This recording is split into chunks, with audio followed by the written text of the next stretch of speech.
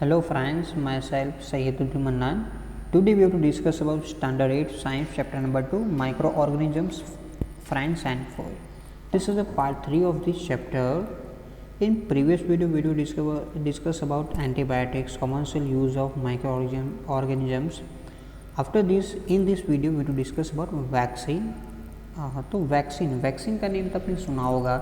जो हमारे small children है, इनफैक्ट्स है, जो उनको 1 डे 1 मंथ, ठीक है, 3 मंथ्स, 9 मंथ, 1 आवर 2 आवर्स के इन बिटवीन पीरियड के अंदर उसको हम डिफरेंट वैक्सीन्स दे रहे हैं ना। वैक्सीन्स वो लोग दे रहे हैं, तो वो क्या वर्क कर रही है।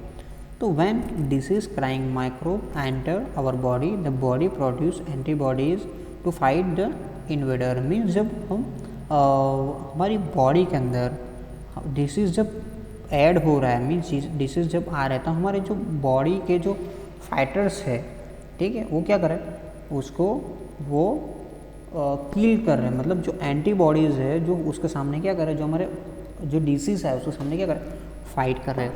The body also remember how to fight the microbe if it enter again, if dead of weakened microbes and introduced into the healthy body. The body fight and kill the invading bacteria by producing suitable antibiotics. Means जो हमारे microbes जो है, जो हमारे body के अंदर जो fighter जो है, समटाइम्स एनी देखना आपको कोई डिसीज़ होगा, जिससे फॉर एग्जांपल आपको चिकन पॉक्स हो रहा है और आपने एक बार आपको डिसीज़ हो चुका है और आप काफ़ी सारे परेशान हो चुके थे, तो जो हमारे फाइटर्स थे, ठीक है, तो नेक्स्ट टाइम ये जब डिसीज़ हमारी बॉडी के अंदर एंटर हो रहा है, तो उसके अकॉर्डिंग तो एक मेमोरी की तरह उसको हम वो क्या कर रहे हैं, उसको स्टोर कर रहे हैं। मीन्स नेक्स्ट टाइम ये जब ये एनी हमारा जब ये डिसीज़ आएगा हमारी बॉडी में, तो क्या होगा, उसको कैसे हैंडल करना, वो क्या कर रहे हैं, मेमोरी की तरह वो स्टोर कर रहा है और ईजिली उसको क्या कर रहे हैं, कील कर रहे हैं।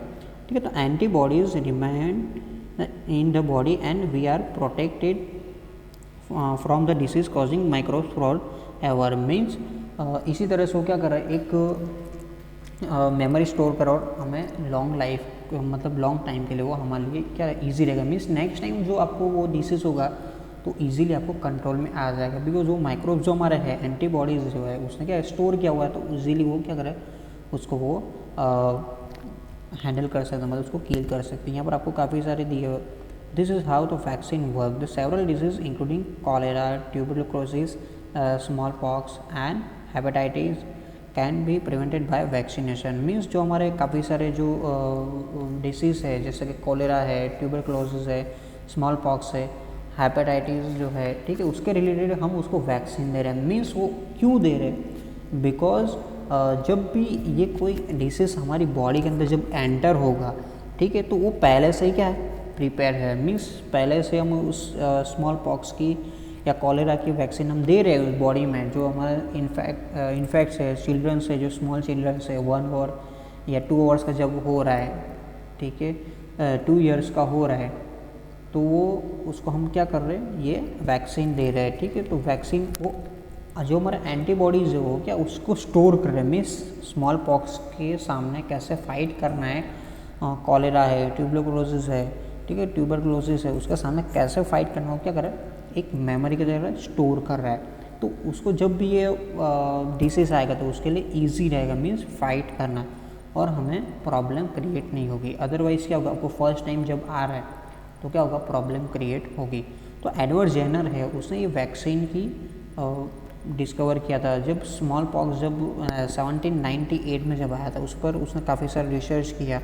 ठीक है, आफ्टर दिस उसको क्या किया, वहाँ से उसको रिमूव किया एंड उसने क्या वैक्सीनेशन की वहाँ पर डिस्कवर किया। उसके बाद जब स्मॉल पॉक्स जब हो रहा था, उससे पहले ही पूरे ह्यूमंस को, काफ़ी सारे ह्यूमंस को वैक्सीन दी जा रही थी, तो स्मॉल पॉक्स से वो क्या रहे थे, वो दूर रहे थे, मतलब उसको वो प्रॉब्लम नहीं कर रहे थे। In our childhood you must have been given injection of protect our self against several disease. Can you prepare a list of these diseases you may take help from your parents. It is essential to protect all children against these diseases. Necessary vaccines are available in the neighborhood hospital. You might have seen the advertisement of TV and newspaper regarding the protection of child against polio and the pulse polio programme means आपने देखा होगा जो हमारे जो childhood मतलब हमारे जो छोटे छोटे जो बच्चे हैं, ठीक है, वरना हम जो ये एज में सब गुजर चुके हैं, तो हमें हमारे पेरेंट्स की हेल्प से हमें क्या करना है, जो हमने वैक्सीन जो ली थी बाय इंजेक्शन के थ्रू या एनी अदर वे से हमने जब ली थी, उसका एक लिस्ट प्रिपेयर करो और आपको देखना है हमने कौन सी वैक्सीनेशन ली हुई है। आपने देखा होगा काफ़ी सारी ऐड भी आ रही है, टीवी पर एडवर्टाइजमेंट भी आ रही है, न्यूज़पेपर में भी आ रहे हैं, क्योंकि हमें प्रोटेक्शन करना है। तो समटाइम्स उसकी एडवर्टाइजमेंट आपको ऐसे पोलियो का कोई प्रोग्राम हो रहा है, ठीक है, पल्स पोलियो प्रोग्राम जब हो रहा है तो उसको बाय टीवी के ऐड से आ रहा है, ठीक है, न्यूज़पेपर ऐड से आ रहा है। आपने देखा होगा येलो एक क्लोथ लगा होगा, वहाँ पर आपको लिखा 29 डेट या जो भी डेट लगाई होगी यहाँ पर आपका पोलियो का प्रोग्राम है। तो आपको क्या करना है, उस टाइम पर जाकर आपको पोलियो के या जो भी वैक्सीन्स देने वाले हैं उसका आप ले सकते हो। तो polio drop given to children are actually a vaccine means उसको वैक्सीन के थ्रू चिल्ड्रन को वो डिसीज़ से हेल्प लेने के लिए, मतलब डिसीज़ से बचने के लिए उसको वैक्सीन दिया जा रहा है। तो worldwide campaigning against smallpox has finally led to the it eradication from most part of the world means आफ्टर ये जो वैक्सीन की जब एडवर्ड जेनर ने जब वो की, मतलब उसका डिस्कवर किया, उसके बाद काफ़ी सारे हमारे ह्यूमंस को दिया गया है, ठीक है, उससे हमारे काफ़ी सारे ह्यूमंस को हेल्प भी हुई और उससे वो बच भी गए, ठीक है। उसके लिए वर्ल्ड वाइड कैंपेन भी किया गया था उस टाइम पर, बट अभी तो नॉर्मल है, उसकी वैक्सीन अवेलेबल है, तब पहले से ही हम हमारे चाइल्डहुड के इधर ही उसको बाय इंजेक्शन के थ्रू हम उसको प्रोवाइड कर रहे हैं। These day vaccines are made up on the large scale from the microorganisms to protect human and other animal from several disease। अभी काफ़ी सारे लार्ज स्केल में हम उसको प्रोड्यूस कर रहे हैं, मीन्स माइक्रो ऑर्गेनिजम्स हम क्या कर रहे हैं, ग्रोथ कर रहे हैं, क्योंकि अभी वो हमारा नॉर्मल हो जाए, मतलब वैक्सीन आ चुकी है तो हमारे लिए कोई प्रॉब्लम है नहीं, ठीक है। Increasing soil fertility means soil की फर्टिलिटी मीन्स सॉइल के अंदर जो न्यूट्रिशंस है कैसे वो ज़्यादा कर सकते हैं, ठीक है, उसके जो सॉइल की है मतलब जो लेवल है, क्वालिटी हम कैसे उसको इम्प्रूव कर सकते हैं वो हमें देखना है। Some bacteria are able to fix nitrogen from the atmosphere to enrich soil with nitrogen and increase it fertility means हमने देखा था चैप्टर 1 में और स्टैंडर्ड हम 7 में पढ़ चुके हैं। तो राइजोबियम जो बैक्टीरिया है वो क्या करें, एयर के अंदर नाइट्रोजन ले रहे और ऑयल के अंदर सॉइल के अंदर क्या करे, वो मिक्सअप कर रहे, तो उसको fix nitrogen from the atmosphere, उसको वो जो बैक्टीरिया का नेम है हम उसको फिक्स नाइट्रोजन भी बोल सकते हैं। तो राइजोबियम बैक्टीरिया आपको क्या रखना है, राइजोबियम बैक्टीरिया जो है वो क्या कर रहे हैं, एयर के अंदर से वो नाइट्रोजन टेक कर और सॉइल के अंदर वो मिक्सअप कर रहे हैं। तो उससे क्या होगा, उसकी जो फर्टिलिटी वो क्या होगी, इंक्रीज होगी। This microbes are commonly call biological nitrogen fixer means वो जो माइक्रोब्स है उसको हम क्या बोलेंगे, बायोलॉजिकल नाइट्रोजन फिक्सर। तो आप राइजोबियम बैक्टीरिया को सेकंड नेम भी देख सकते हैं, बायोलॉजिकल नाइट्रोजन फिक्सर। यहाँ पर आपको एग्जांपल्स दिया हुआ है, nitrogen fixer cyanobacteria, blue green अलगी means आप यहाँ पर देख तो यहाँ पर बैक्टीरिया का आपको दिया हुआ है, ठीक है, कैसे वो स्टार्ट हो रहा है। आफ्टर दिस जो है नेक्स्ट जो है क्लीनिंग द एनवायरनमेंट। और बूजो को एक क्वेश्चन हो रहा है, Boojho and Paheli had observe the school garden making the manure along with their friends. They collected wastage of plant vegetable and fruit from the neighbourly houses and garden. They put them in the pit meant for waste disposal. After some time this decomposed and got converted to manure. Buzo and Paley wanted to know how this had happened. Means बुजो और पहली क्या करे, school के garden के अंदर जब manner हमें डालना था, ठीक है, तो वो क्या करे, तो उन्हें आजू बाजू जाकर क्या किया, जो वेस्ट जो था, प्लांट का जो वेस्ट था, वेजिटेबल का जो वेस्ट था, फ्रूट का वेस्ट था, उसको क्या किया, कलेक्ट किया, उसको गार्डन के अंदर एक पीट के अंदर उसने क्या किया, ऐड किया। आफ्टर सम टाइम्स उसने ऑब्जर्व किया 1 डे 2 डेज या 10 डेज या 1 मंथ के बाद उसको ऑब्जर्व किया, तो वो जो पूरा जो वेस्ट था जो हमने कलेक्ट किया था वो पूरा पाउडर फॉर्म में आ गया, मीन्स वो मैनर में कन्वर्ट हो गया। तो ऐसे क्यों हो रहा है, उसको क्वेश्चन हो रहा है, क्यों, बिकॉज ऑफ वो माइक्रो ऑर्गेनिजम्स के लिए हो रहा है। ठीक है। तो वो क्या कर रहे हैं माइक्रो ऑर्गेनिजम्स, उसको वो हार्मफुल जो था हमारे लिए, अनयूजेबल था, उसने क्या किया यूजेबल कर कर हमारे लिए मतलब हमें प्रोवाइड कर दिया। यहाँ पर आपको एक्टिविटी 2.5 दिया हुआ था, आप देख सकते हो। यहाँ पर आपको ए और बी एक पॉट्स लेना है, ठीक है। उसके अंदर आपको क्या करना है, एक को क्या करना है पॉलीथीन के अंदर रखना है और एक को क्या करना है बॉटल के अंदर आपको मतलब रखना है, ठीक है। आप उसको रखोगे तो आपको क्या दोनों के अंदर एक प्लांट आपको रखना है एंड आपको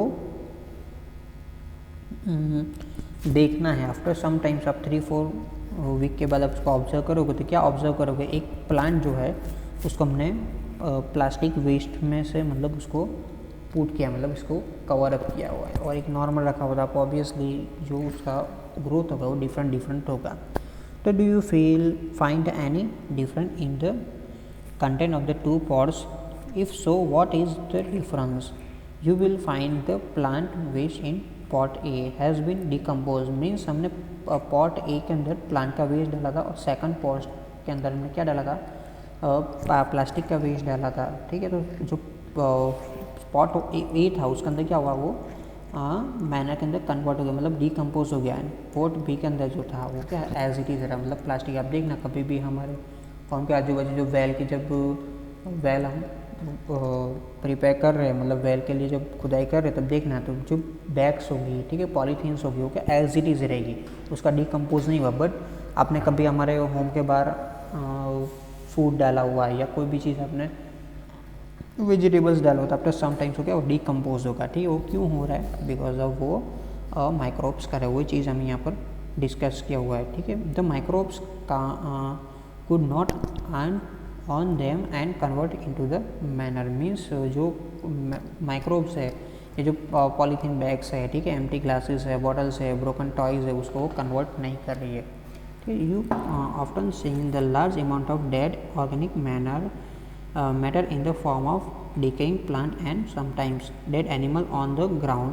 You find that they disappear after some times. This is because the microorganism decompose dead organism waste of plant and animal, converting them into simple substance. Means आपने देखा होगा समटाइम्स काफ़ी सारे हमारे जू है, ठीक है, उसके अंदर काफ़ी सारे प्लांट डीके हो रहे हैं, ठीक है, काफ़ी सारे एनिमल डेथ हो रहे हैं, तो आफ्टर सम टाइम्स वो वहाँ से वो डिकम्पोजर है, बिकॉज ऑफ माइक्रो ऑर्गेनिजम्स क्या करें उसको डिकम्पोज होने में हेल्प कर रहे हो। उसको क्या करें, जो एनिमल्स की डेथ हुई, अब जू में जाओगे तो एनिमल की डेथ हुई तो हमें समटाइम्स पता भी नहीं होगा यहाँ पर एनिमल की डेथ हुई है, तो क्या होगा आफ्टर समटाइम्स उसका क्या होगा डिकम्पोज होगा, और वो जो डिकम्पोज होगा जो न्यूट्रिशंस है जो भी है वो मैनर में कन्वर्ट करके वो सॉइल के अंदर वो ऐड करेगा। तो कौन वर्क कर रहा है, माइक्रो ऑर्गेनिजम्स है, तो ये हमारे लिए क्या यूज़फुल है। तो हमारे एनवायरनमेंट को भी क्या होगा, हमारा एनवायरनमेंट भी क्लीनिंग होगा, ठीक है। This substance are again use by other plant and animal. This micro organisms can be use to